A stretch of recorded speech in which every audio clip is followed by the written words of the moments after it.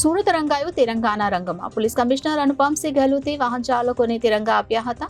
Y junction પર લોકોને તિરંગાનું વિતરણ કરવામાં આવ્યું હતું. હર ઘર તિરંગા અભિયાન હેઠળ પોલીસ કમિશનર અનુપમસિંહ ગહેલોતે વાહન ચાલકોને તિરંગા આપ્યા હતા.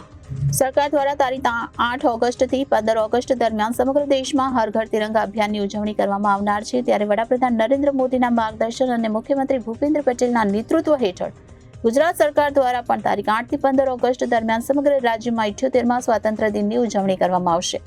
15મી ઓગસ્ટે ભારતને અંગ્રેજોના શાસનમાંથી દેશ આઝાદ થયો હતો, તો ભારત આ વર્ષે 78મા સ્વાતંત્ર્ય પર્વની ઉજવણી કરવાનો છે. 78મા સ્વાતંત્ર્ય પર્વ પૂર્વે દેશ અને રાજ્યમાં તિરંગા યાત્રા યોજીને ઉજવણી કરવાના છે. તો હર ઘર તિરંગા યાત્રા અભિયાન સમગ્ર દેશમાં 15મી ઓગસ્ટ સુધીના કાર્યક્રમ થશે અને હર ઘર તિરંગા અભિયાનનું આયોજન કરવામાં આવ્યું છે. ત્યારે સુરત પર તિરંગાના રંગમાં રંગાયું હતું. તો હર ઘર તિરંગા અભિયાન હેઠળ પોલીસ કમિશનર અનુપમસિંહ ગહેલોતે વાહન ચાલકોને તિરંગા આપ્યા હતા. હર ઘર તિરંગા કાર્યક્રમ હેઠળ શહેરના ટ્રાફિક પોઈન્ટ અને મુખ્ય રસ્તા પર અવરજવર કરતા લોકોને તિરંગા વિતરણ કરવામાં આવ્યા હતા. આમ વાય જંકશન પર લોકોને તિરંગાનું વિતરણ કરવામાં આવ્યું હતું. Reporter Arvind Rathod, Janadesh news, Surat.